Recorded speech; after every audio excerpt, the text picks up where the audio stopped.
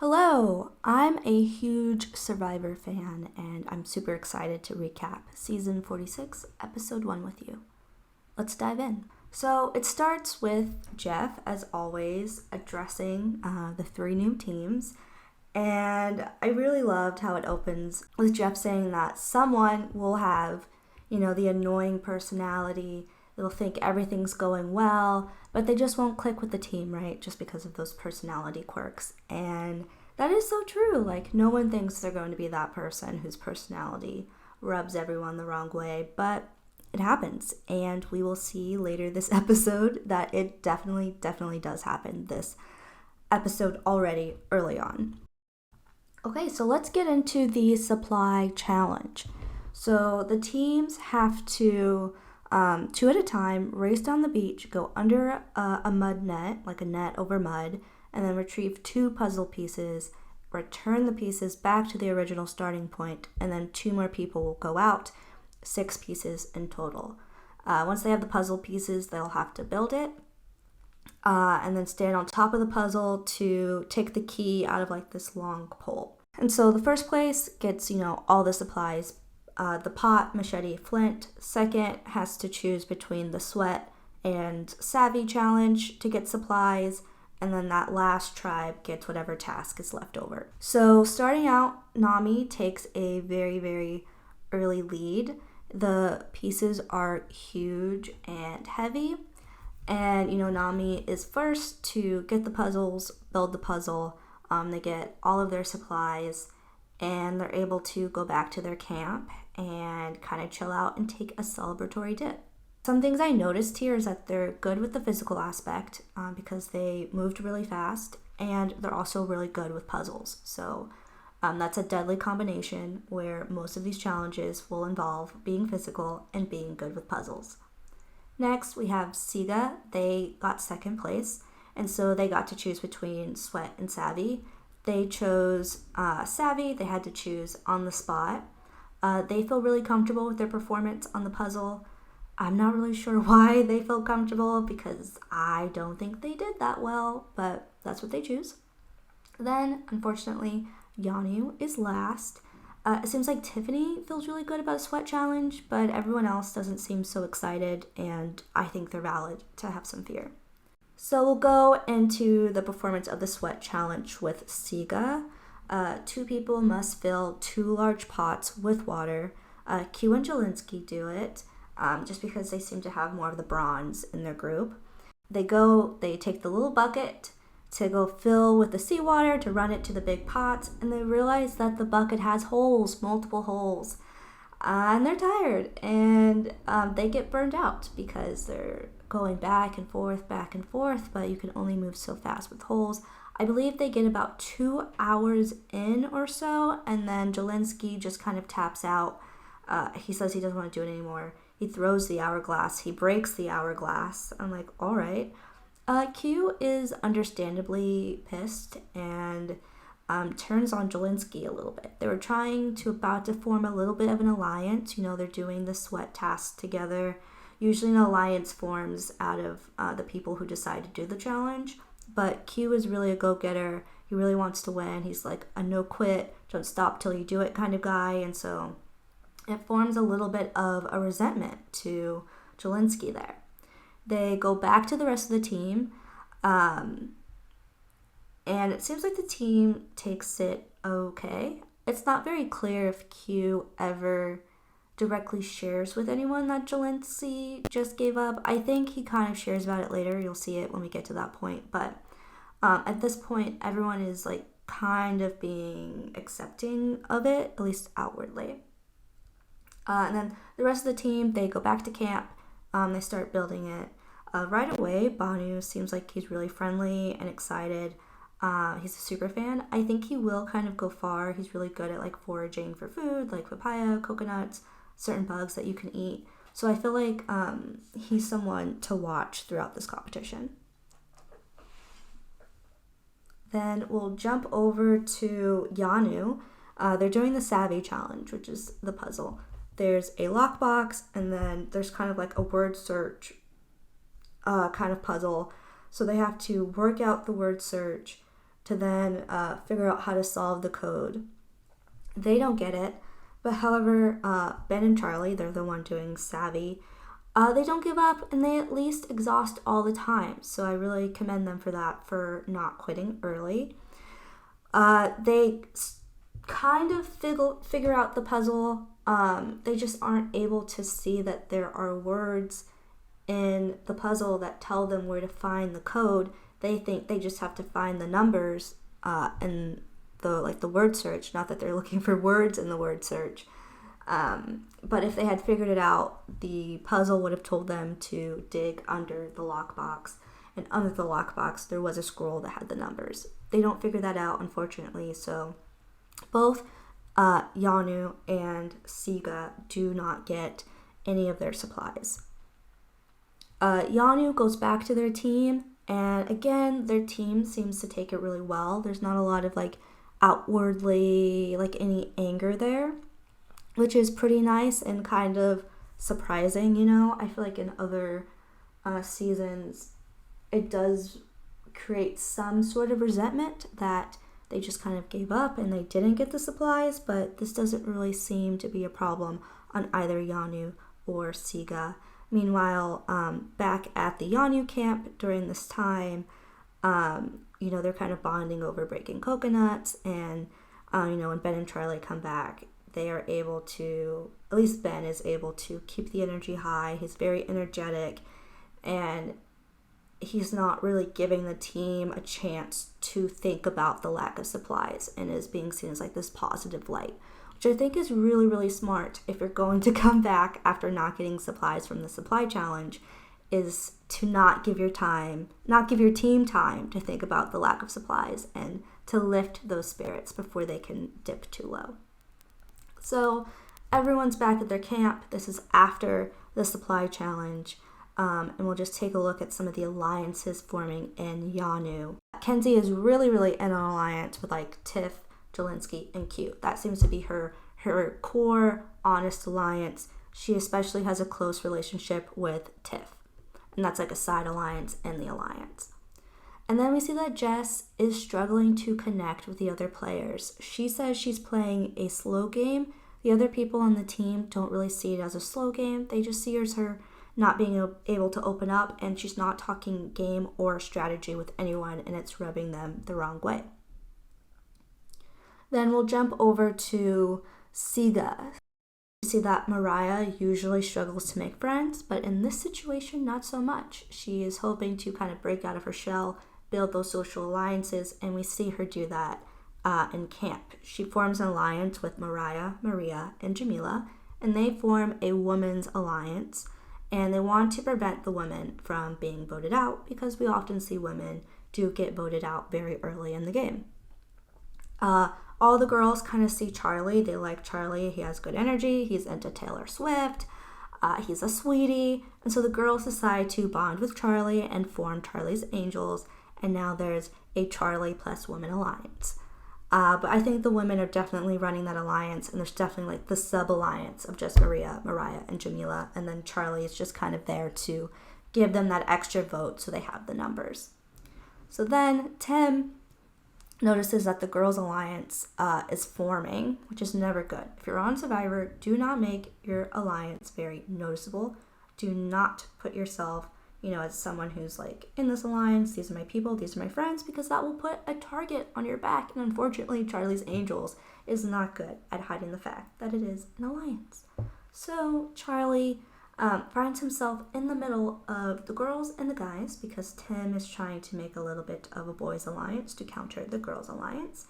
And he's kind of in between, which again, not a good place to be. It's good if you can play it right, but it's also bad because the moment you have to show where your alliance is, you are going to make enemies and you'll be next to get voted out by that other group that you can't vote with. So then we'll hop on over to Nami. Liz is kind of putting a target on her back by talking about her 4 businesses. Tevin says she's flaunting her dollar bills. Doesn't seem like a huge issue, but this could come back later. Soda knows how to build a fire. She's a big camp counselor, which kind of irritates Hunter because he is also a camp counselor and hates the camp songs. So he's trying to, come out of his comfort zone, be more comfortable with how enthusiastic his team is, and he really wants to partner with Tevin. He asks him to teach him how to sing. That's what he decides to do. And they're kind of like helping each other build the shelter. So there's kind of an alliance there, but I don't think Tevin is fully into it. He definitely wants to continue to check out everyone's vibe. He's an extrovert, and he wants to, see all the people before he decides on his alliance.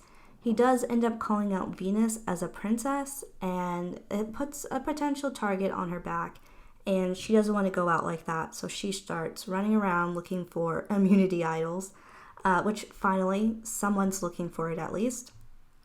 And, she's making it obvious. She's running around like a chicken with her head cut off, not putting in a lot of effort. She's screaming over bugs, and eventually Randon walks over and he's like, obviously she's looking for idols. Obviously I don't trust her. And she's trying to be like, I'm looking for them. And she tries to build a connection with Randon, but Randon is just not having it. So he goes back and tells Soda that he thinks Venus is an undercover baby per body, which Soda does not like, and she doesn't like that he's just putting a target on Venus. And so she goes and tells Venus, and they form kind of more of an alliance and form a bond. So I'm sure that will backfire on Randon when it comes time for voting at Tribal Council when they're in the bottom, unless someone else on that team just utterly annoys someone else more. So day 2, the boat comes and they have to decide who will take a journey. Nami decides to roll the dice and it lands on Tevin's symbol. He gets to go on the trip. For Siga, they rock, paper, scissors, and Maria gets to go on the boat. Over at Yanu, Jelinski makes it very clear that he wants to go on the boat. He raises his hand first, which irritates Banu and puts a little bit of a target on Jelinski once again. So the boat takes Tevin, Maria, and Jelinski to the island where they see a table with 3 cards, the torch, a skull, and a boat. They are going to kind of scramble up those cards. Each player picks one randomly. Whoever has the torch has to announce they have the torch, while whoever has the boat has to convince the person with the torch that they have the boat, and the person with the skull has to also try to convince them they have the boat. If the torch gives the boat their torch card, then those 2 will have successfully won and they'll get an extra vote. However, if the torch says that the skull is the boat, then the boat and the torch lose their vote and the skull will win an extra vote. So Maria ends up with the torch, Tevin the boat, Jelinski the skull. Jelinski pleads first. It's not very convincing. We see that he's not a very good liar and not very good at logic.